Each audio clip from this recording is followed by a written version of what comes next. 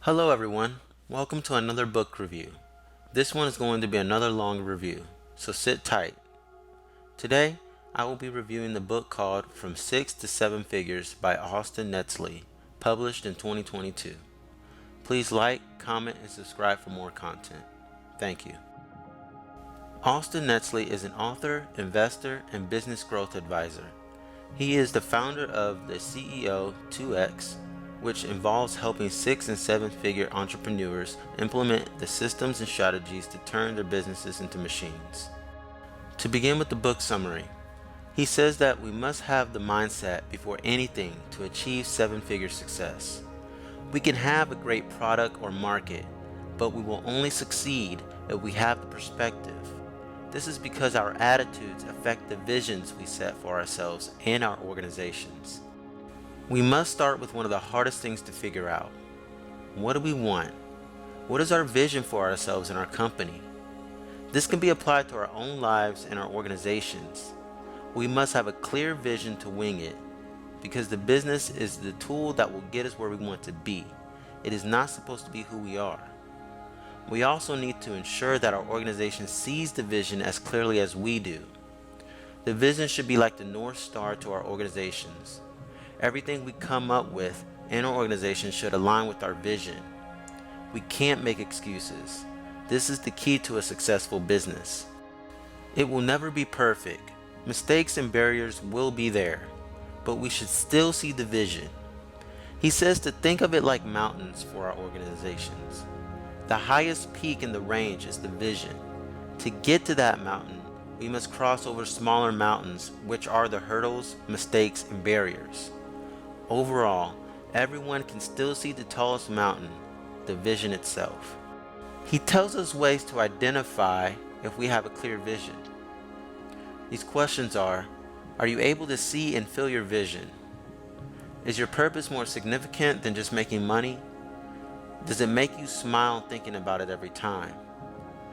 Does it feel a bit intimidating and something that will exhaust you, but you still believe that it will happen? Are the challenges you see in the future seem minuscule compared to the outcome? Does this vision attract your dream team, people seeking the same goals that you want to help you achieve this vision? Does your vision remain the same and does not change? If you've answered yes to all these questions, then you're on your way. You have a clear vision. 6-figure mindsets do not have a clear vision. 7-figure mindsets do. He mentions that for our organizations to achieve the next level, we must already be at the next level. We must work on ourselves daily to get to the next level, whether that's obtaining new skills or studying new methods. It is required to get to the next level. He suggests that we write down the qualities we have as the old us and what new qualities is needed to become next level 7-figure minded. He goes further into the mindset of a 6-figure and 7-figure person by stating questions they each ask themselves when confronting problems. 6-figure attitudes ask, how will they get things done? What should I be doing? And ask what if questions. 7-figure attitudes are set to ask, who should own this project and what systems are needed, meaning what will they need to complete the project to make it a success. With this mindset, he tells us that it will empower our teams, improve operations, and allow the organization to grow. Refrain from thinking everything has to come from you. Make sure you give some power to your organization. Don't be afraid to let things go. Know what must go and let them go. Don't try to do everything yourself because it's cheaper or faster. Focus on high impact activities to drive results and cut out the non-essentials. Don't disregard your team. Empower your team and give them the resources they need to complete their projects. Focus on working on the business. Now that you have a clear vision, we must devise a strategy to reach that vision.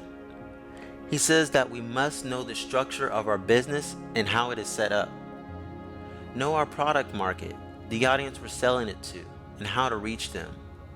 Lastly, a well thought out plan of action including the order in which it will be executed. He says we should know if we're selling to the right people, selling the right product at the right price with the correct position in a way that it can scale.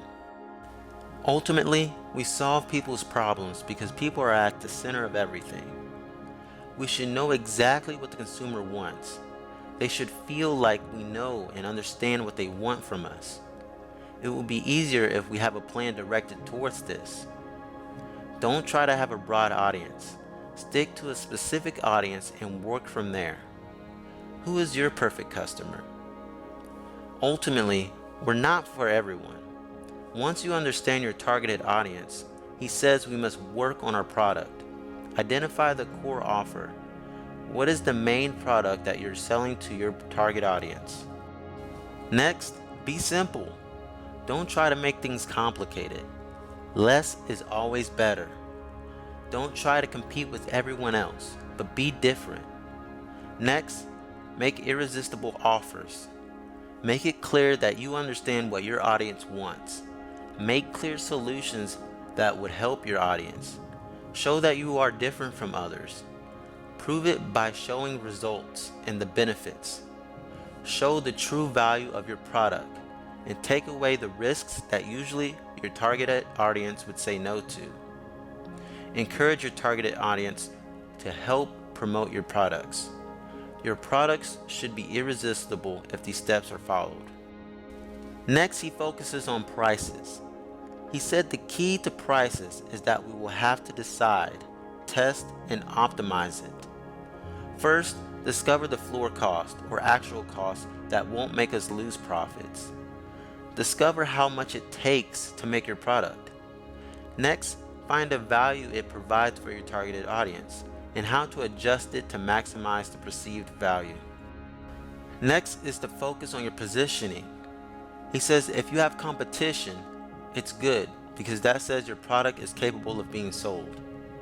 But it is harder to cut through all that noise. To make a position, you must explain who you are, whom you serve, what are you the best at, and what are you willing to decide not to be the best at. He says to let others compete on similar topics, but you create your own category. He says your business must be scalable. It won't be a better business if it is still built around you and your time. You do not want to exhaust yourself. The company should be capable of running without your efforts or any other key person or resources. He mentions that you can still be the CEO. However, you cannot be required at your business day to day. When you have the right team, structure, and operations that can run your business without you, then it's scalable. He lets us know that the most expensive things in business are to retain customers, and he lets us know that to maximize our customer retention, the ability would be raising your prices, selling your customers new stuff, selling more of the same stuff, and adjusting your business model. He tells us to think of our businesses in 3 time frames within the next month: medium, 6 to 12 months, long term, 3 to 5. He states that we must plan and prepare for the future because it arrives faster than we always think it will. He mentions that the 7-figure mindsets focus on the medium terms longer than the long-term plans, and the long-term plans longer than the short-term plans. They do not focus so much on the short-term expectations. He explains why it is possible to get so much done in a small amount of time, and that is because they compress time. They think about what could be accomplished in 2 months that most would complete in 6 months. Most people look to save pennies while the best are trying to find big money moves. Most people try to do things themselves that require more work from them, while the best is trying to do less with more leverage. If there is a problem, they look for the simplest ways to solve the problem to continue to focus on their vision. They want the most straightforward path to getting results. He is pretty blunt and says that you are the bottleneck for your company being held back and becoming a 7-figure business. He gave us a scenario. If we were on vacation and we had no access to our business during that time, would you be concerned about it, or will it be able to thrive while you are gone? At the end of the day, you don't want to end up not having a vacation for the rest of your life. You don't want your company to consume you either. You must leverage your workload and ensure that you have the proper foundation to allow you to get away from time to time. He mentions 3 ways to help you avoid this. Simplify your business to what matters and cut out what doesn't. Secondly, model your business not around you or anyone else. Delegate those responsibilities. Don't be afraid to share the wealth with others. Lastly, have a suitable system and create structures that can handle the business without you being involved. Don't be the superhero who tries to do everything yourself because you start to trade time for money. Time is something you can never get back. Money you can. Share those responsibilities. He suggests every core member should have at least 3 to 5 responsibilities under their belt, max. He also mentions the 5 tasks he focuses on, which is working on a strategic vision, building a world-class team, being the head of growth, creating strategic partnerships, and creating assets marketing to increase the company's audience. He says that if you only had 10 hours per week, what would you focus on the most? He suggests we create order in our company for freedom. In reality, you can only handle being the CEO and probably manage one primary function. Find 7-figure mindset people to run the other departments. How can you find these people? Start with one department at a time. Don't try to do them all at once. Next, you must value your time and make sure it's being appropriately optimized. He said the key is to offload as much at the bottom end and increase your high impact time. You want to list all the tasks, add time estimates, identify each task tier, and evaluate your energy. Does it give or sap your energy? Finally, you must do the following with the list. Free up time by cutting things out, delegating those tasks, and systemizing tasks that require someone to be there and do the job. Now, how should we delegate these tasks? He suggests we should record the steps before delegating, since we would know what it is required to complete the job. Next, make a clear handoff. Use excellent communication with the next person, and have a clear transition. Thirdly, give feedback when required. They will have questions and be prepared to answer them.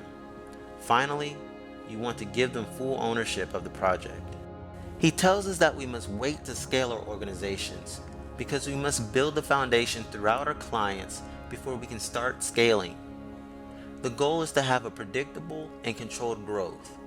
And the key to having a consistent and controlled growth is to have a system. He states that a system strategically, repeatably, and efficiently solves a task.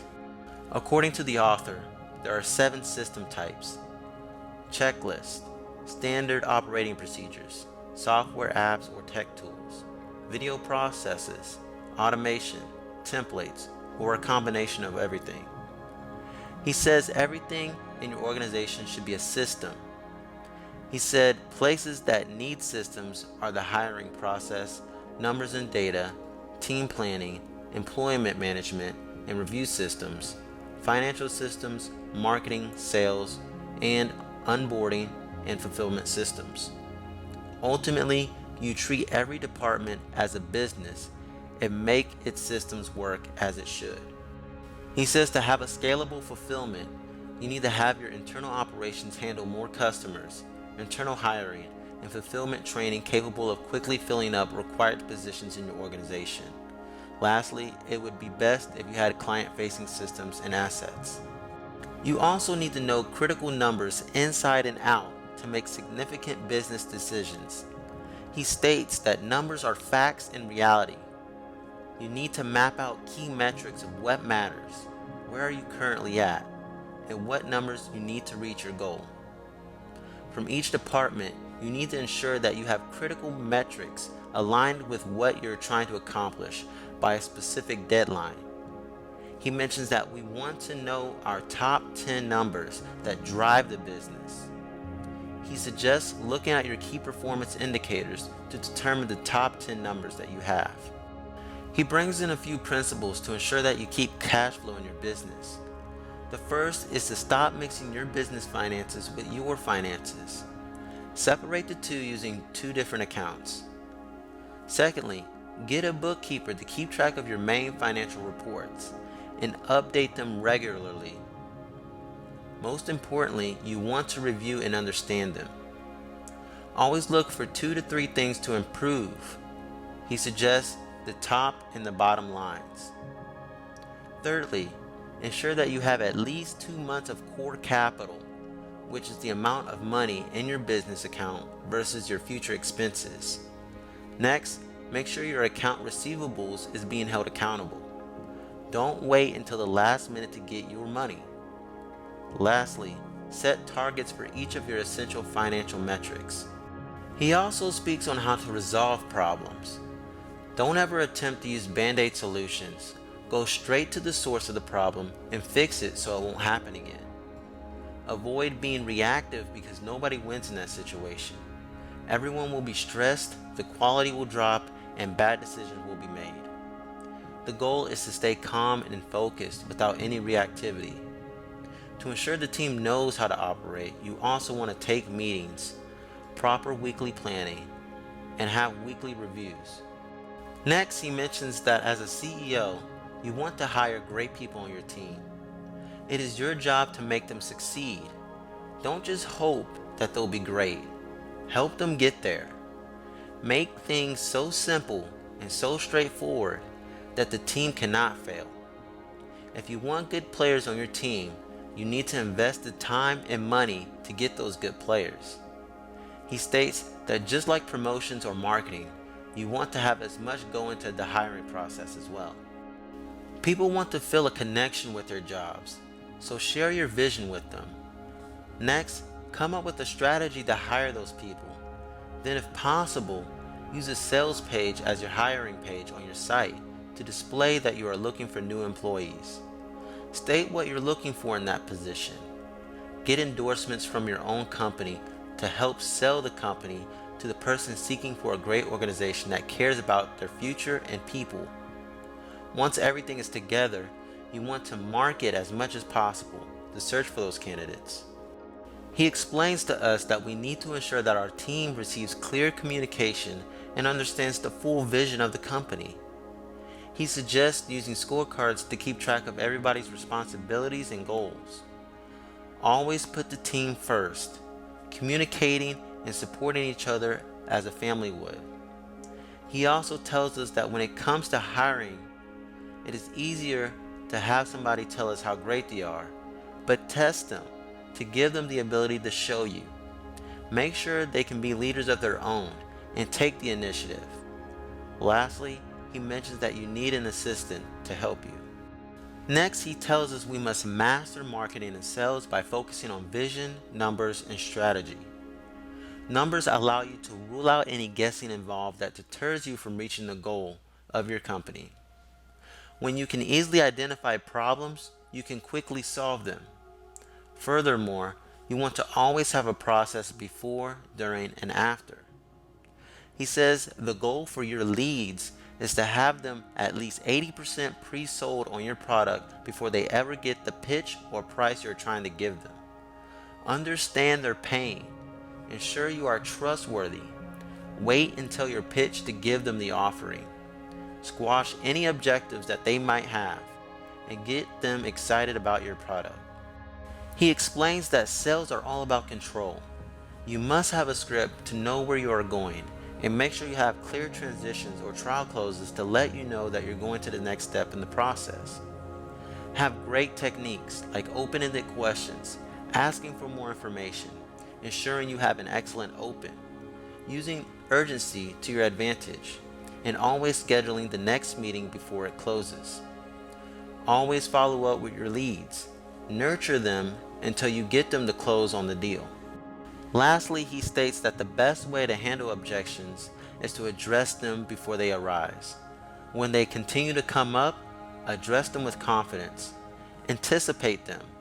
Be ready with a calm mind to deal with them. He tells us to start scaling, you must begin with your ideal target audience. Use different means to figure out what they want out of your company. This could be surveys or interviews. He rehashes on how important keeping it simple and simplifying your business is to scale your business. He tells us that we should do more of what works, double down on it, and stop doing what doesn't work. Next, we must have the correct positioning. Make ourselves look different from others. Own a phrase customers will remember, and create a great product that our customers are talking about for us. He states that once we have everything in order, it will create a ripple effect that builds momentum, and more customers will catch on to your product and begin to seek it. We must believe in our vision and do whatever it takes to get there. Using these tools will guide us on the right path with fewer headaches. To conclude this review, I believe this book is for the person who wants to take their company to the next level. They're tired of being a six-figure business. Pick up this book, use it as a toolkit, and apply the concepts to your business. After reading this book, I felt like I could take my business to the next level, and I don't even have one yet. There's some good information in this book, so don't miss out on it. Thank you for watching. Please like, comment, and subscribe for more book reviews. Be sure to check out my previous reviews as well. Remember to stay educated to educate others. Until next time.